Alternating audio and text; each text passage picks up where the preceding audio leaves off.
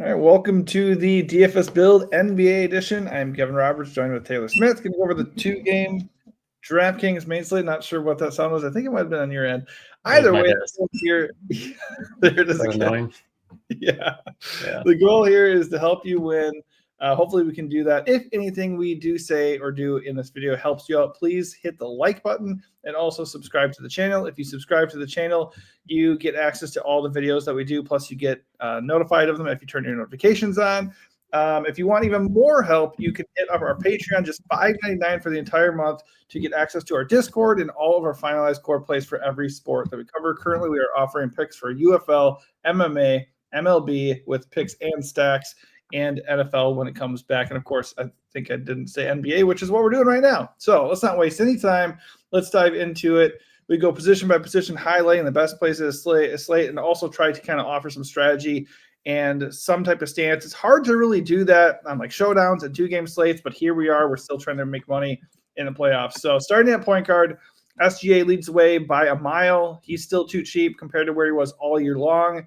Like I said, the other slate, I would love going overweight on him. Don't love that he's really owned, but 2 games is going to 2 games. So let's start there. Like, are you going to meet the field? Are you going to go over or are you going to go under? Probably go over, I think. He's pretty cheap, 9.6 on BK. He's been kind of, underwhelming in the playoffs until game 1 of this series. He showed up in a big way. He'll always lead the team in usage. The peripherals are not generally great. So, he's not Jokic in that regard, obviously, but we are getting a nice discount on him. But as always, as is the case on every single slate, there's a ton to like at point guard that's cheaper. Similar ceiling, like you can say Brunson has the same ceiling. You could say Murray has a ceiling. It's not an amazing point guard slate, but I think particularly the cheap stuff looks pretty good. Yeah, I mean, it still does look really good up top, especially when you look at price. Brunson's price has come down. We know he has a usage rate north of 30 most of the time. If you look at his game logs here, 29 is like his floor in terms of usage. You were kind of saying in the Discord chat, he just comes down and it's just ISO mode with Brunson. And that's just really the case. I don't know if game 2 at Boston against a desperate and probably still better Celtics team, I don't feel super confident in Brunson having a big game to the point where I'm playing Brunson over SGA, but the projection is fine. The price is good. The Knicks have nothing to lose in this series, and he's only coming at 12% ownership. I would imagine you're going to be over on that as well. Maybe. I just feel like I'm always under on Brunson, which is always a terrible feeling because in the playoffs, he's just had a super high ceiling, generally a high floor. Just the minutes are very solid. Like you said, he shoots the ball essentially every time down, or he's looking for a shot, or he's assisting every time down. 8,200, perfectly reasonable salary on him. So I think it's fine. I'm getting to him around 15% so far, which is not great, but I guess it is a bit north of the projected ownership. So I do like him. I always want to get to him more than I do. I don't think I'll make him a priority again. I'm getting a lot more Murray. We'll get to Caruso. Derek White I'm getting a lot more of, which does not feel great ever, but it's just kind of the depth of the position makes Brunson more of a secondary play than a core play.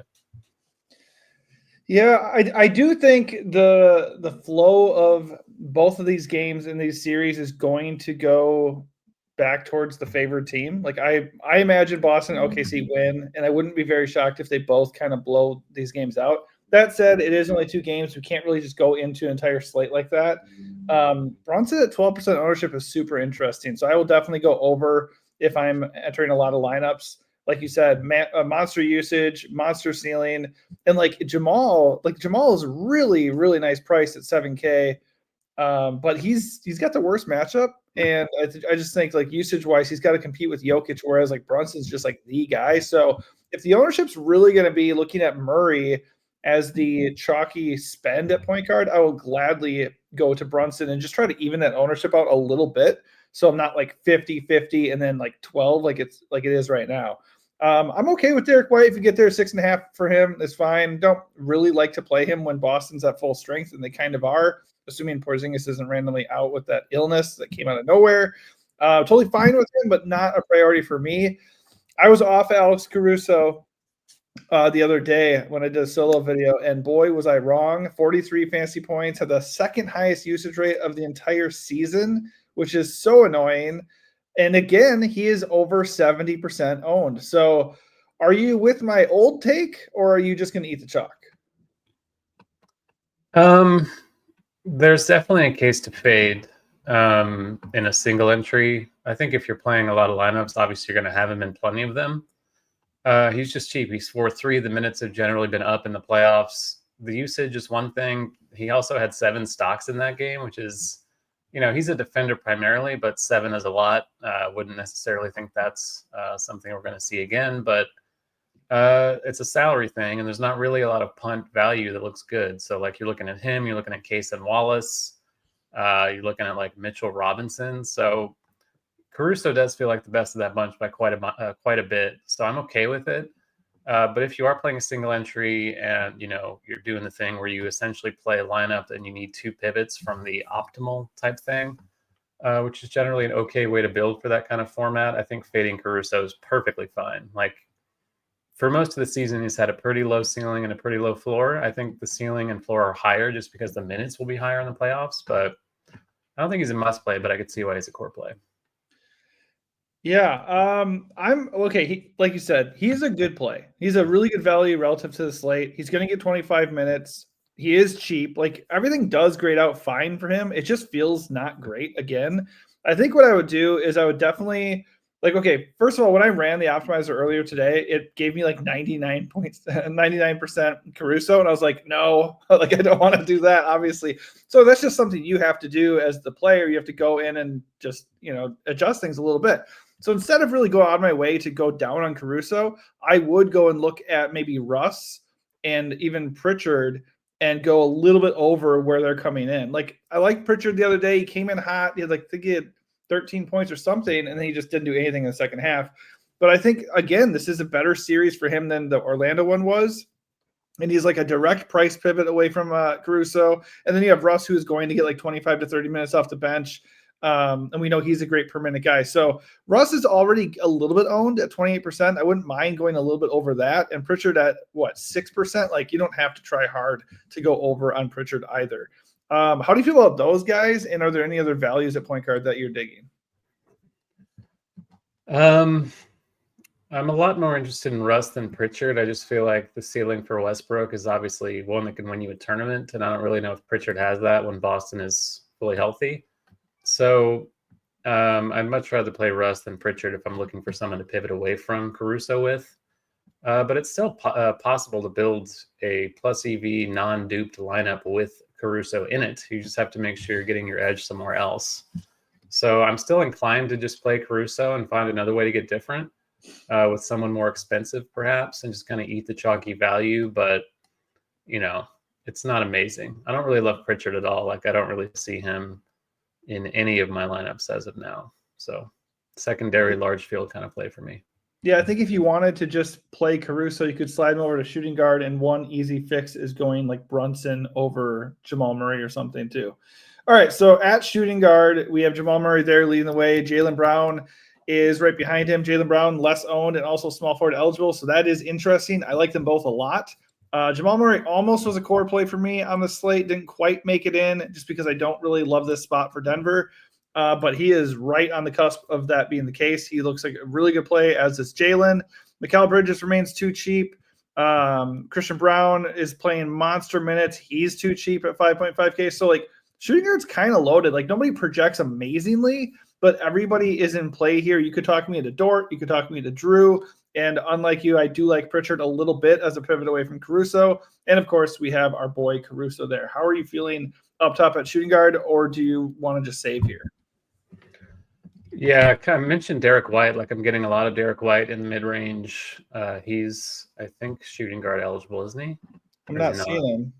He must not be. Son of a bitch. Well, I'm still getting to him a lot at point guard. I am getting a lot of Murray. Let's see. Is he? He's not. I don't see him either, which is quite stupid because he's literally the starting shooting guard. But yep, what are you going to do? DK. Yeah, I guess so. Holiday is shooting guard, which does not make any sense because he's the point guard.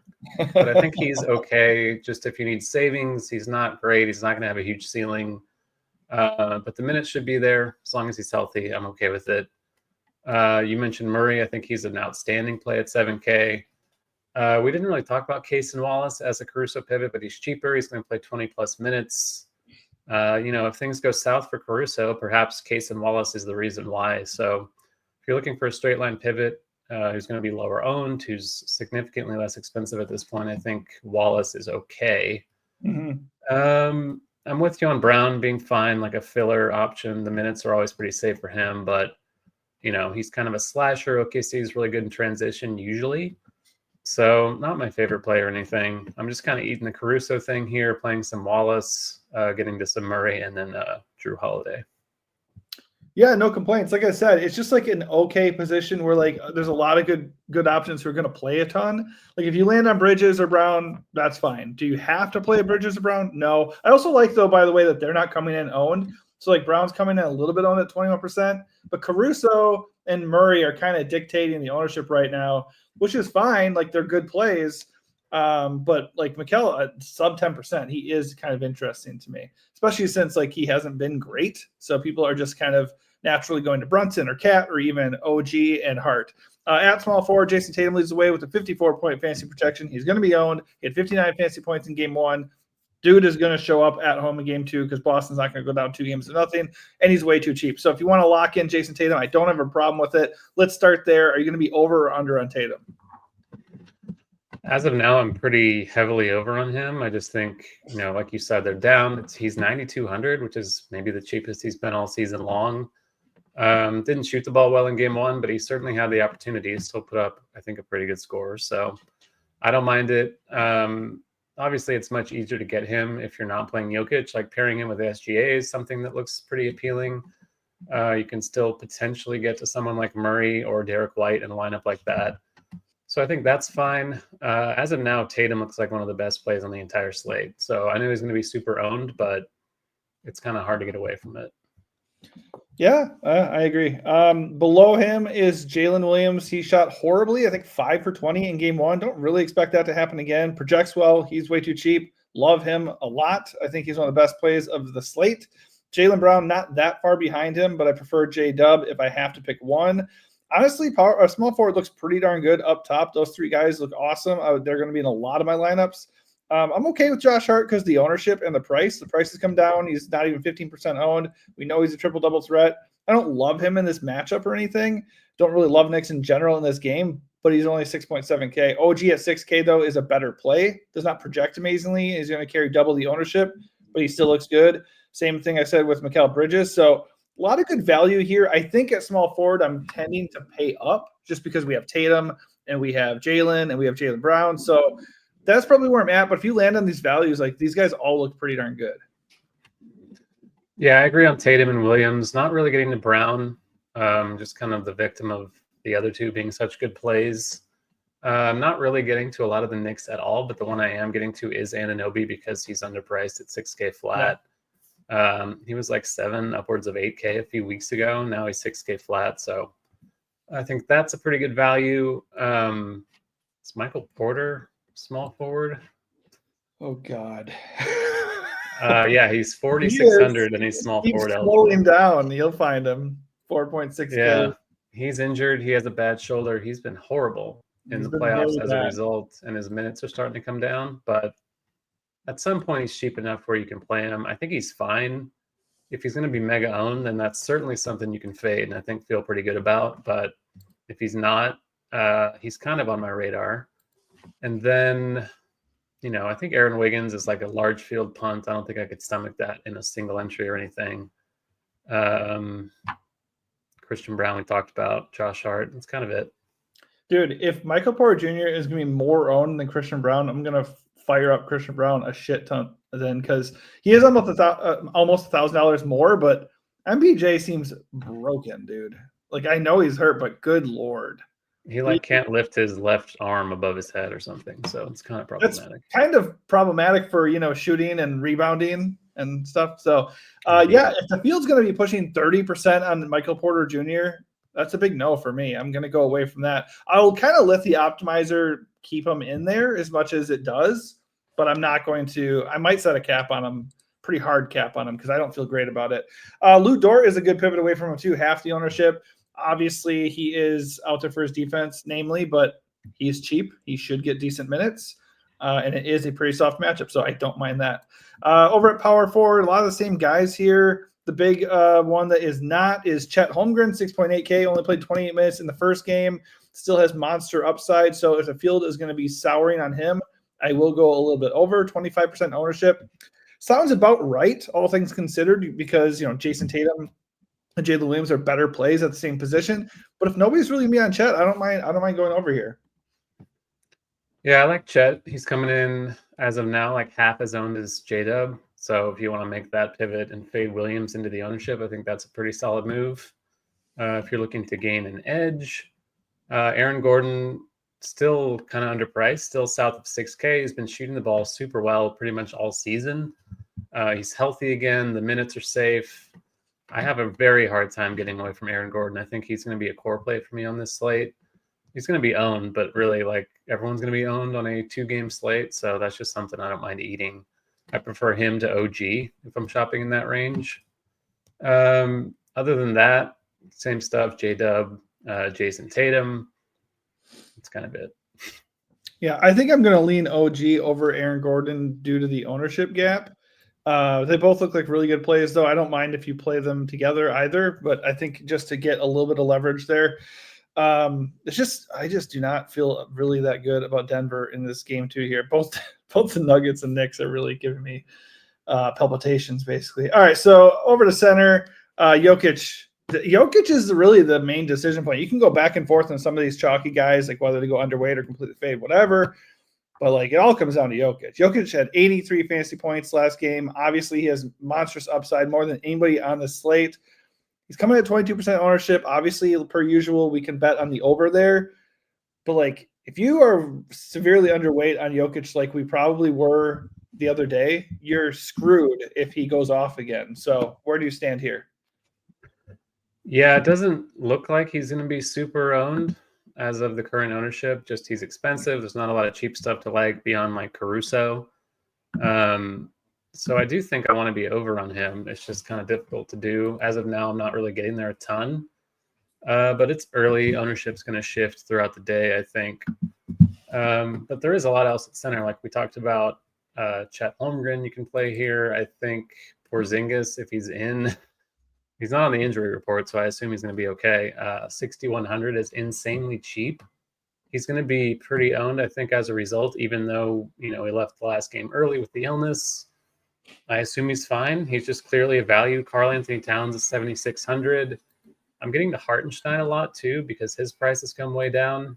I don't think he started the second half of the last game. I think they put Caruso in there over him, which is a bit of a concern, obviously, for Hartenstein's minutes, but 5.7 is pretty affordable. So as of now, I'm not really getting to Jokic, which is certainly horrifying, but I think by the time lock rolls around, I'll be able to get to more of them.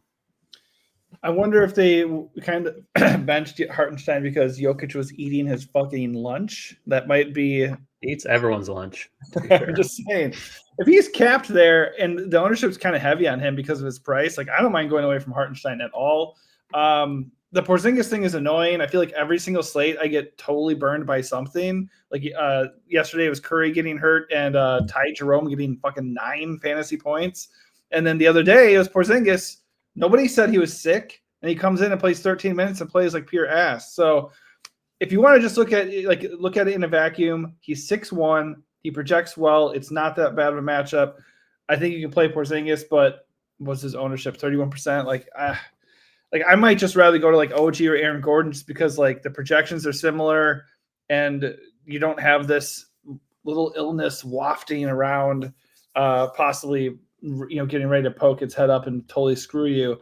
In theory, Porzingis is a great play. I loved him the other day, not knowing he was sick, and it just didn't work out. So we can't let recency bias control what we do. So if we can have confidence in him actually playing a regular amount of minutes and not shitting or whatever, or throwing up or whatever the deal was with them, then sure.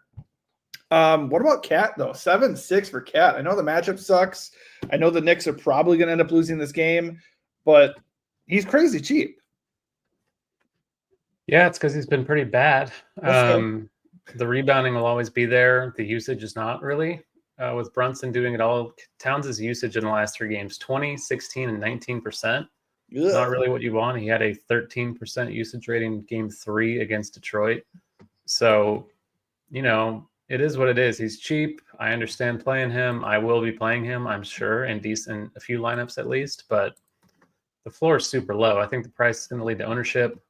It is what it is. Like, the ceiling is there, but he just kind of ghosts, it seems. Like, Brunson's doing everything for them. So I'm fine with it. You can argue essentially every center. Porzingis, Hartenstein, Towns are all kind of landminey.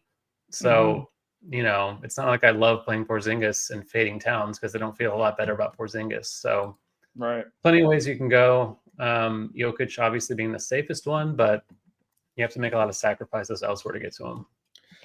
Okay, so from a matchup and schematic perspective, where are you at with like Jokic against OKC? Like, are you worried at all going into a game 2 here, or do you think it's like actually getting too cute to not be like aggressively overweight on him?